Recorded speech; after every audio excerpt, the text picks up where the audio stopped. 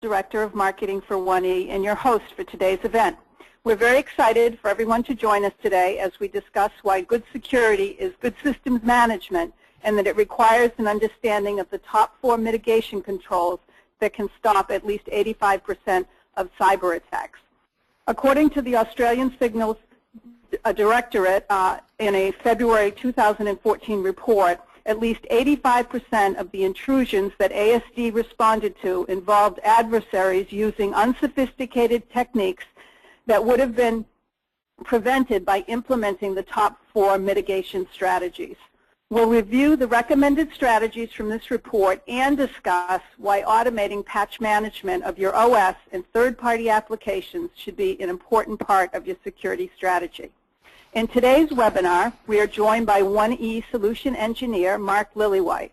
Mark will show you how you can ensure OS and application security by patching quickly and efficiently, patch across the entire enterprise in minutes, not days, and discover how 1E automates the 4 mitigation controls. Just a few housekeeping items before we get started.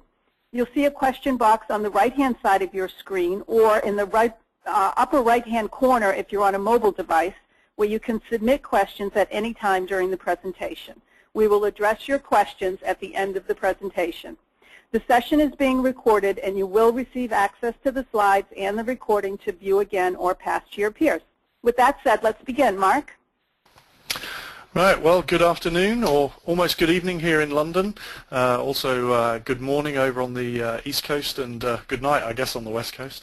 So I'm a solutions engineer. I've been working for 1E for a little over a year now, but my previous history was at other solutions automation tool vendors, and then I worked for a IT security company for about 5 years.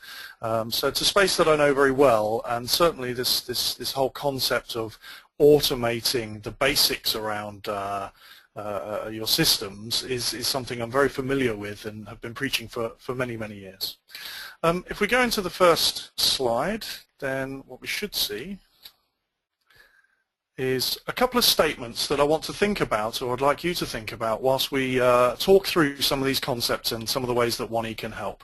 The first one is a very generic statement, but I thought it was very succinct and very apt for this presentation.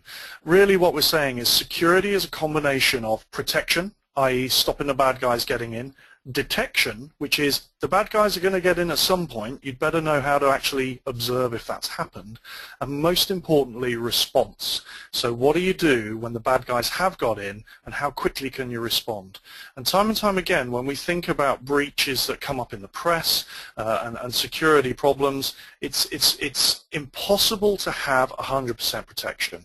Unless you're going to spend inordinate amounts of time and money and have air-gap networks and all the rest of it, you will always have to expose some part of the estate to some kind of attack. But the detection and the response is where you clean up quickly and you clean up well. And we know from some of the statistics that we've been gathering and some other reports that a typical breach costs between $50,000 and $1 million, depending on the size of the organization, to remediate and to fix and to clean up. The other statement that I think is very appropriate and really is the reason why 1E even care about the security space in any depth is that good systems management enables good security. The foundation for good security is automation and knowing what's out there, knowing what your hardware and software estate looks like, and being able to then build upon that. And so we say good systems management enables good security, and in fact we could almost say good security is good systems management. The two go hand in hand, and if you're automating the basics, you're protecting yourself, and likewise you need to have automation in order to protect yourself. So if we look back across the last year, and I've been involved in the security space for many years now, 2014 is a very memorable year, certainly from our perspective. And the reason for that is there's been more high-profile, let's say, breaches and attacks and viruses in the last year than I can remember probably for the previous 5 or 8 years before then. So we've got new viruses that are targeting Macs and specifically iOS. We've got things that are now starting to attack SSL, and we had that whole thing earlier in the year where people were having to patch their IIS servers real quick. We've got things that are targeting Linux. Shell Shock was targeting the Bash kernel, which is unheard of, certainly up until now. And you've got some high-profile breaches that have gone on in the last 12 months as well. JP Morgan was specifically hacked and had exposure to about 83 million records. And that's a huge hack if you think about it logically, because JP Morgan is one of the best protected IT security shops in the world, and we have the former desktop manager for JP Morgan working here at 1E, so we know how seriously they take their security, and for them to be hacked to that level tells you that these things are getting more sophisticated, but also nobody's immune, and that's kind of goes back to that remediation side of things and the detection. We've also had retailers being targeted.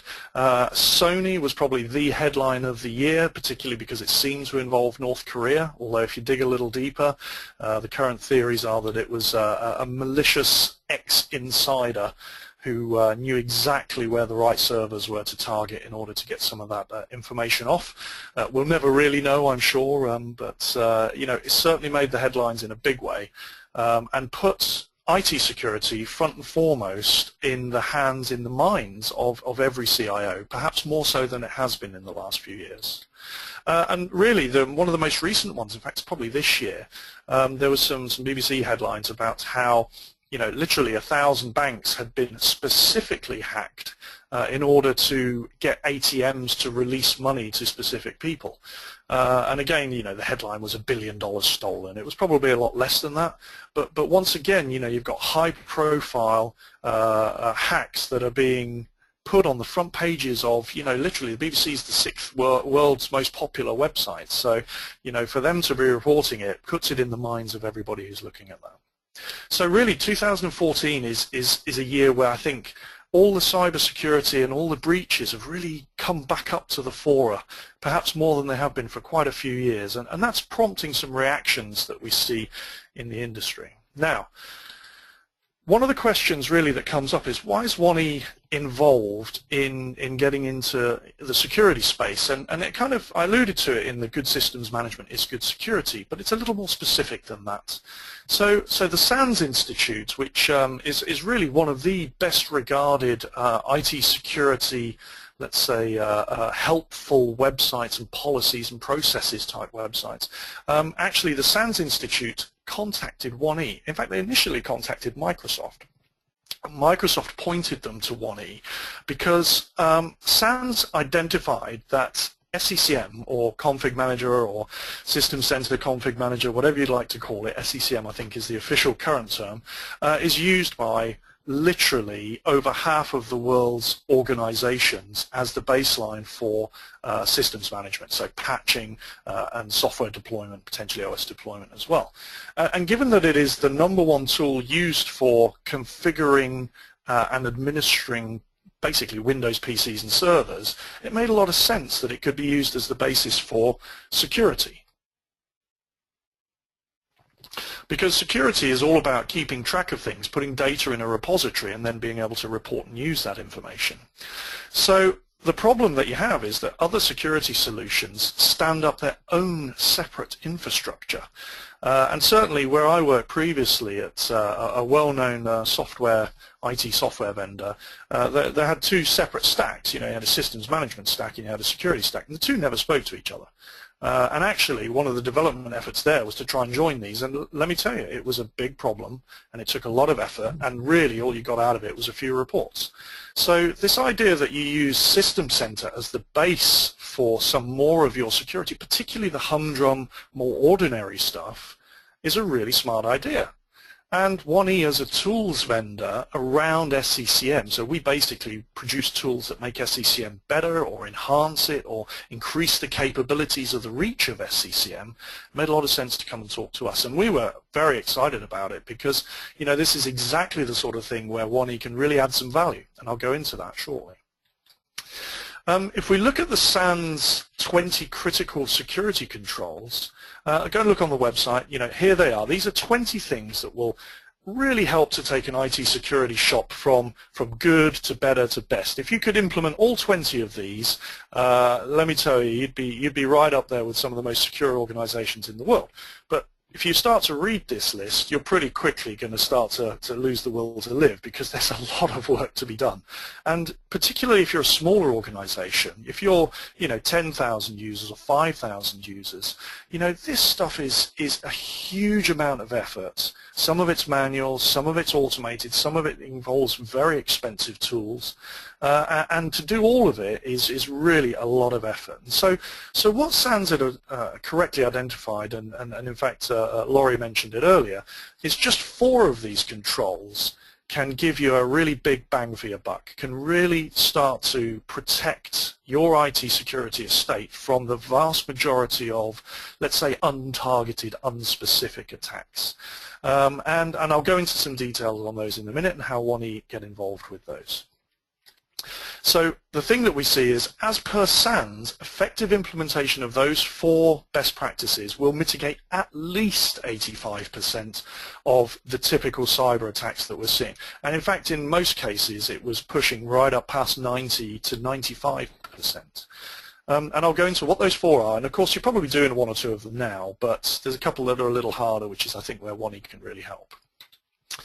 So the question is, why bother? Okay, you've got 20. We're saying, well, at least focus on the first 4 because you'll get your biggest bang for your buck there.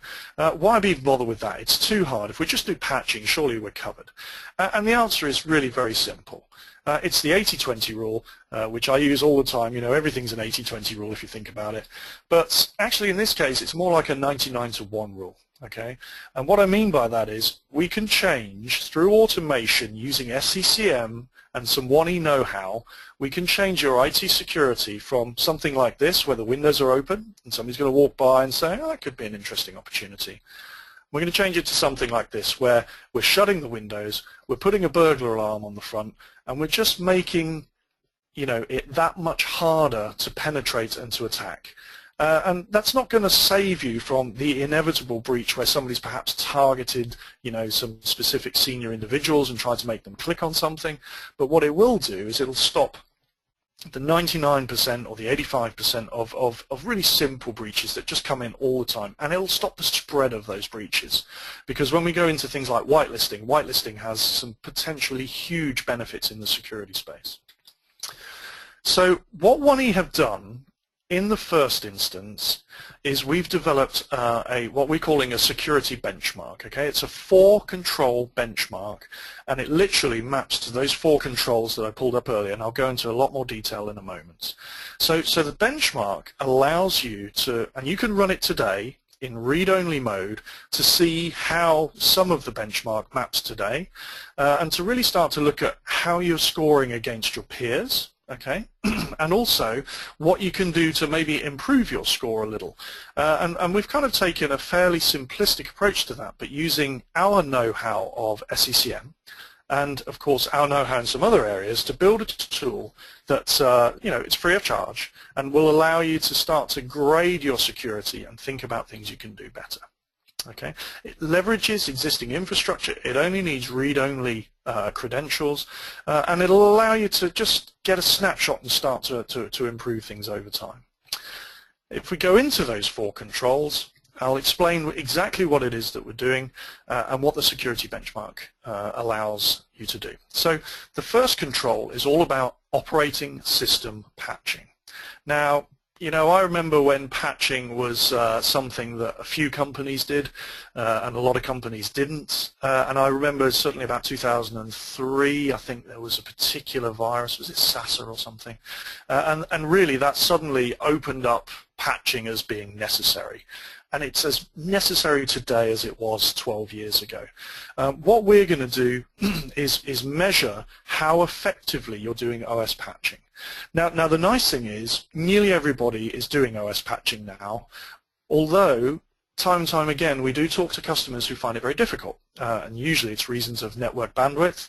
It's usually reasons of things like 802.1x network security getting in the way of your patching, and potentially users not rebooting laptops, for example.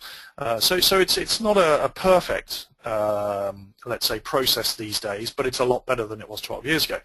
What the security benchmark is going to do is it's going to measure how up-to-date your operating systems are and the applications that are part of the OS patching, and how quickly you're applying those patches and getting the estate sort of, up to a decent level of compliance. So the security benchmark looks into the SCCM database, assuming, of course, that you're using WSUS integrated, and then we'll look at that and pull out a grade based on the coverage, the application of the patches, and how quickly those patches are being applied. All stuff that you could, probably produce some very simple reports yourself, but it's time, it's effort. We've already done it here, and it's only the first of these controls. So by measuring that, we start to get a feel for whether you're an A grade or whether you're an F grade, and there's some good stories about why there isn't an E grade, but I'll go into that on another day, I think. Now, operating system patching is very straightforward, and Microsoft produce an excellent tool for doing that. Where it starts to get more interesting and more complex is application updates. Now, obviously, Microsoft applications are taken care of by WSUS as well. So happy days, we can start to measure that. But, what else do we need to do there to get a security benchmark? And this is where you play, into the hands of some of the third-party patch vendors. So Secunia is one that I know of. I've worked for other tools and other vendors that specialize in that. The thing is that there's kind of two aspects to third-party patching that need to be taken care of. Number one is understanding, firstly, are you patching those third-party applications?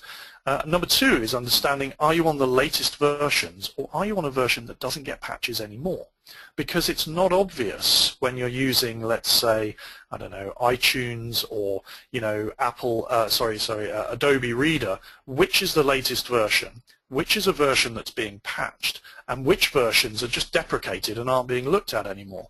And when you get into the worlds of things like, QFTP or any of the thousands of third-party applications that are out there, it's really quite difficult to keep a track of all of it, know that you're on the latest versions, and then apply the patches correctly. So automation is a bit of a must in that space if you take it seriously. Certainly my experience is when we use our App Clarity tool, and we look at the differing versions that are across an estate of just simple products like, I don't know, WinZip, you find such a myriad of different versions of the same product over and over again, and that potentially is a security hole. Potentially the older versions or the unpatched versions can be targeted. So what the security benchmark does is it compares the versions of applications that you are running compared to your peers. So, for example, if you're running Adobe, let's just say 11.1.1, but there are people in the benchmark who are running 11.5.1, we know straight away that you're not running the latest version of Adobe Reader, and therefore, compared to your peers, you're probably more insecure. Likewise, and of course this does introduce some big nightmares around patching, but likewise we also measure how quickly patches are being applied and how quickly the machines are taking them up. So there's kind of a double thing to measure there. One is how up to date you are on what you've got, and two is how quickly things are being patched in the estate on a third-party basis. So again, the security benchmark looks into the config manager database, pulls out a lot of information for these reports, and then potentially compares it against your peers to start to give you a grade from A to F, depending on whether you're running a lot of out-of-date versions or whether you're more or less up to date, or at least within one large release of the current version. So that's the application update, and again, that's relatively simple. Although it depends on whether you're automating your third-party patch management or not. Now we go into perhaps a little more depth and a little more complexity, and that is restriction of administrative privileges. The number one way that seems to be the current flavor of getting malware into an organization is through some kind of method of spear phishing or phishing, where you get somebody to click on something. Spear phishing, of course, is where you're getting an email from someone you trust with a link in it that you think, oh, I'll click on that. And there's many variations on this. Where I used to work, there'd be lots of stuff about websites where somebody put one of the controls had been a malware control. It looked like a standard website, but actually when you hit that website, suddenly that malware could execute through your browser onto your machine. And administrative privileges are the #1 way that those malwares get into the organization, because the user clicks in his browser, let's say, and his browser's running under some kind of admin privilege, then all that happens is the malware can execute straight onto that desktop. And once it's on his desktop or her desktop, it can then propagate through the organization using the methods that the malware typically uses. So restricting admin privileges is a really simple way to make yourselves a lot more secure. It has additional benefits like license compliance benefits, where people don't install whatever they like whenever they like. So we certainly advocate the use of restricting admin privileges to a need-to-know basis. I used to work with some virtualization technology years ago, and one of the things we could do back then was to take admin privileges away from Internet Explorer but leave it on for the rest of the desktop. I'm not advocating that's particularly a good solution. The best solution, of course, is to just cut the admin privileges completely, but give the users enough privileges to do their job. Now, what we're going to do with the security benchmark is we're going to augment the SCCM inventory in order to pull out some standard, in effect, WMI classes that allow us to look at the local group membership for domain members and local users, and then start to give a measure on whether that's good or bad, i.e. the more sort of individual users or local users who are in the local admins group, the worse it is. And so again, we're using standard SCCM, okay, with an augmented MOF file to pull out some information that then gives us a grade as to how much admin privileges is being spread around the organization. And that again gives you quite a good feel for whether things are working well or not. And again, the bigger you are, the more likely you are to lock down the desktops. The smaller you are, the harder it is to do. And I still come across customers today who literally have local admin privileges for the majority of their users, usually because of 1 or 2 applications that require it, and therefore the easiest route is let's just open it up for everybody. The fourth privilege, or the fourth, should I say, control, and probably the hardest one to do, is application whitelisting. Now, application whitelisting falls very firmly into both the protection side of things, i.e. stopping the bad guys getting in, but also in the detection side of things, which is we've got some malware executing on someone's machine. Whitelisting would typically detect that if it's implemented in the right way. So we're looking for organizations that either use some kind of whitelisting tool, so things like Bit9's the one that springs to my mind, but there's many more. I think AppSense do something as well. But also this idea that do you have blacklisting, whitelisting, greylisting, and whitelisting's the best, because you're literally saying, if I don't know what it is, I'm not going to let it execute. That's also what makes it the biggest pain, because you're blocking users all the time from stuff that is quite often legitimate, just not known about.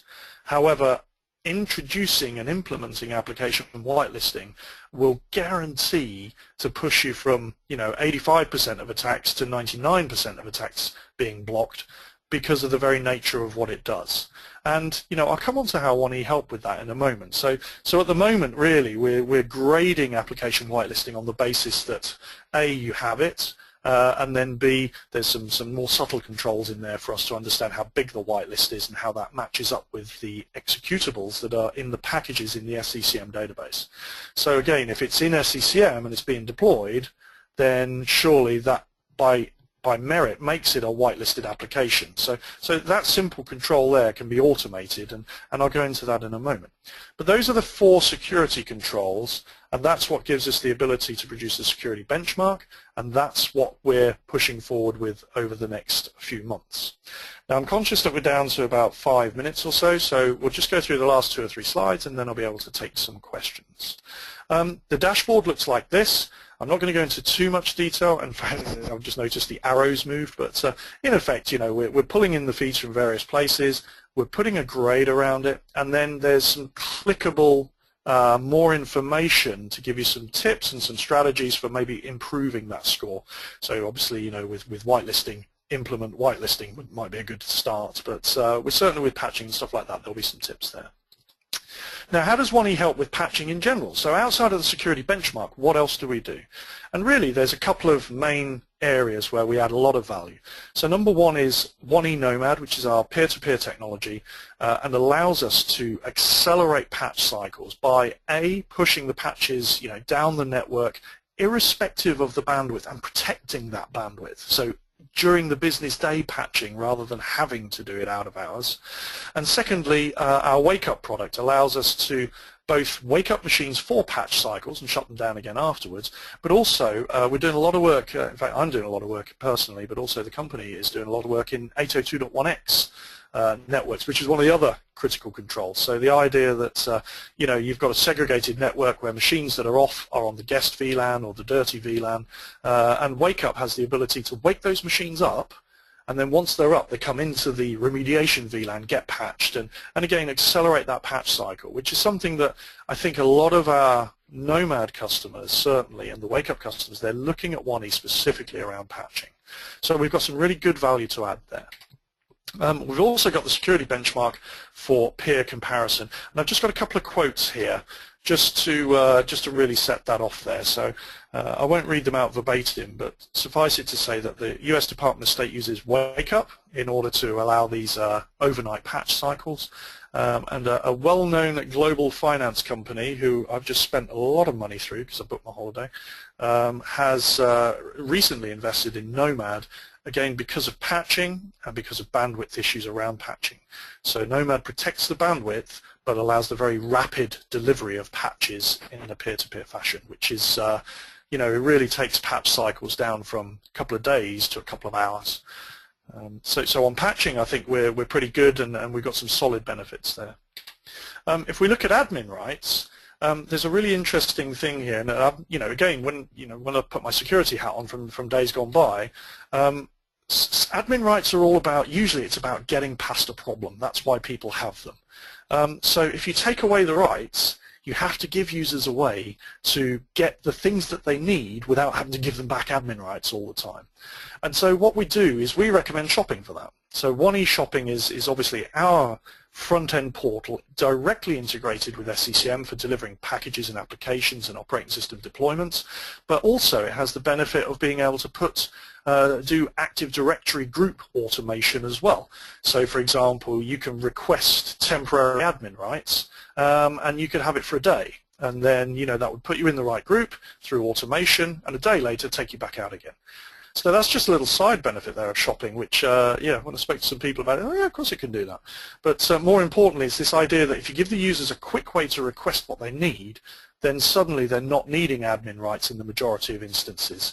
So if you take admin rights away, you need some way of being able to request quickly both applications and rights to do various things, and we recommend shopping for doing that. If we look at application whitelisting, this is probably the most interesting area. You know, Microsoft provide AppLocker. Now, AppLocker is obviously a way of segregating and whitelisting applications, but I think you know, unanimously we all agree that it's quite difficult to implement and quite difficult to keep on top of. Now, here's an interesting thing. 1E specialize in tools that enhance Microsoft functionality. That's what we do as a business. And so I'm just going to say for now, watch this space. Okay, we've got a development team working on some very interesting features, and very specifically around the whitelisting and AppLocker. So automating AppLocker is really the direction that we're heading in here. Give it another couple of months, and that's really where we're starting to push out some prototypes on the whitelisting side of things. So top additional recommendations is, you know, admin rights are probably the biggest bugbear. You know, revoke them or time them out. If you're using shopping to give them, you can have shopping take them away again, but some mechanism for understanding who's got the rights, what they're using them for, and getting rid of those rights after a period of time. There's plenty of tools out there that can automate that, and it's probably one of the simplest ways to really lock down the estate a lot tighter than it is today. a good time to look at that sort of thing is when a user changes role. So if you switch from being, I don't know, an IT admin to being a business analyst, for argument's sake, that's a HR change. And so part of the HR process could be to get IT to do a rights audit at that point. And that's good practice anyway, with things like HIPAA, where you're looking at the rights people have to data as well as what they have on their machines and which servers they have access to, etc. And the third sort of top tip, top additional recommendation is if you don't have one already, make sure you have an incident response process and a team. So people who will respond in the middle of the night, which is when you're bound to get hacked, and who have stakeholders from each of the main areas, so networks, servers, data, HR, whatever, in order to make sure that you respond quickly.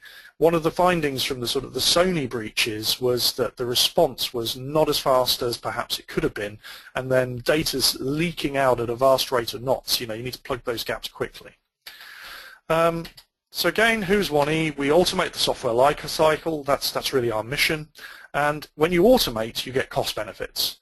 But also, when you automate, you standardize, and when you standardize, you get security benefits. So really, that's what we're about, and we're about doing that with SCCM. So that's the end of the webinar for now. I've got literally 4 or 5 things here as sort of further actions, further things to look at. So we have some 1E security blogs on the website. We're also making an offer to anybody who's interested, and that is to participate in the security benchmark beta. So there's a link there. Click on it, you'll be able to register for the security benchmark beta. It's read-only, and we'll help you install it if necessary. So, you know, I'm pre-sales, so that means that, you know, I'm quite happy to spend a couple of hours remoting in and showing somebody how to get it going. It basically scans the CM database, pulls the data into the security benchmark, and goes from there. And then there's some more upcoming 1E webinars. We've got one on Thursday, actually, about corporate social responsibility, which is held by my good colleague, Simon Rust. Okay. So that's me for now. Go, Glory. Yes, and I just wanted to add, you'll all get a follow-up email from the webinar, and it will give you a link to, if you're interested in the beta program, you can register. There'll be a form, a short form you can fill out on the webinar, and we will be in touch with you. So that will follow up with the email you'll get tomorrow, and that will also give you a link to the presentation slides and a recording of this webinar.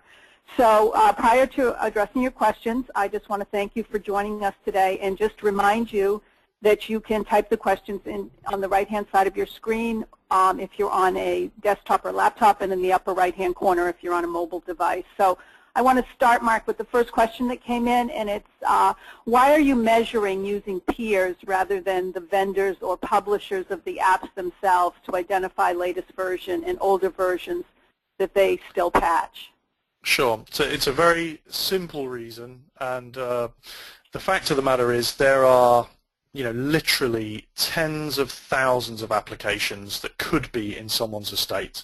I mean, I do app clarity analyses all the time, and typically we're measuring between 3,000 and 5,000 applications in a typical estate.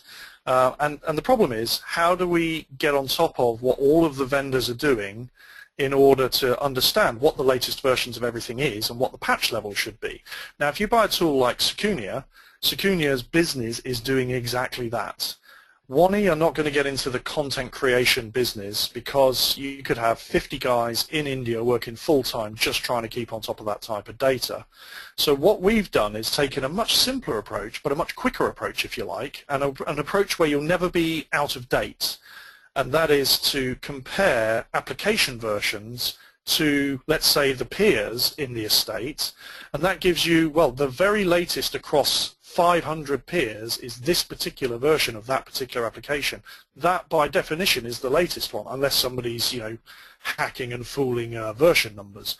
So therefore, anybody who's not on that is less secure, because by definition, the latest version is always the most secure version.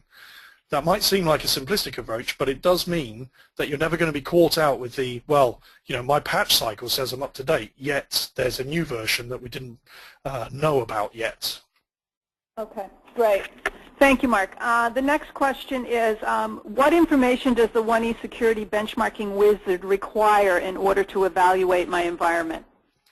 So by default, what we're doing is we're pulling, in effect, a read-only set of data out of the configuration management database, the CM database. We're pulling the patch information, so both when it was made live, when it was applied, when the machine's reported back in. So this is all data that's in the SCCM database. That's what we're pulling out, but only in read-only. So we basically create our own repository for us to then produce some reports on that. And you can do that standalone, you can do that on site, you don't have to publish anything up to the cloud if you don't want to. So that's where the patch levels come from. The whitelist, the admin rights comes from the same place, so it's again it's an extra piece of hardware inventory that you run, and then again we just pull that data from the SCCM database. The whitelisting is the tricky one because obviously we're looking into app locker if it's being used, but really we're using either other tools if you use those, or some of the stuff that 1E will develop in the future, or is developing right now, should I say. So it's a read-only subset of what's in the CM database is the answer there. Okay, thank you. Why would I use 1E Wake Up instead of native SCCM Wake on LAN? Okay, so there's a good question. Typically, we see customers looking at 1E Wake Up because there's a couple of things that native SCCM isn't capable of doing or doesn't do very well. The first one is this concept of last man standing. So I always liken it to if you're ever in the military, you're on sentry duty, you're not allowed to go to sleep until you've woken up the next guy who's going to be on sentry duty. So that functionality is built into 1E Wake Up and is something that means that on any subnet, on any particular location, something is always awake and therefore can wake up other things on that subnet. And that guarantees that in the middle of the night when you want to wake up 50,000 machines or 8,000 machines for a patch cycle, they're going to be woken up and that you're not going to be subject to that site's down. The other thing that we find is that the ARP cache on typical switches is being flushed out very quickly, and native SCCM relies on the MAC address, the current MAC address and IP address of a machine to be able to wake it up. And so we've come across many customers for whom that's a real issue. The ARP cache is flushed out, the IP address has changed, you're waking up the wrong machine, therefore it doesn't wake up. And again, the way Wake Up works from 1E is it doesn't need that. It doesn't require that. It's going to report the latest IP address at all times. Therefore, the wake up is pretty much always successful. The third reason is the 802.1x. So if the machine goes to sleep and it gets put into a different VLAN, then 1E Wake Up has the ability to, in effect, redirect the Wake on LAN broadcast into that subnet in order to wake that machine up. And again, that's something you won't get with native SCCM. Okay, great. And one last question we have, does 1E Nomad work if I don't have Microsoft SCCM? That's a good question. The answer is 1E Nomad will only work with Microsoft SCCM. It does not work with any other solution like Landesk or Altiris. So if you're not a SCCM customer, just erase the words 1E Nomad from your mind. But however, Wake Up, on the other hand, does work with any solution. It doesn't. It's independent or integrated either. Great. Okay, thank you. Thank you, everyone. Great questions from our audience today. We want to thank you for participating and for joining us. If for some reason you have a question and didn't have a chance to submit it, you can just send an email to Mark. And again, you will get a link tomorrow to the recording and a copy of the slides, so you'll have the links. And you'll also get a follow-up email with an opportunity to participate in the Security Benchmark Beta program. Thank you again. Please keep an eye out for information on our next webinar. We look forward to seeing you soon, and this concludes today's webinar.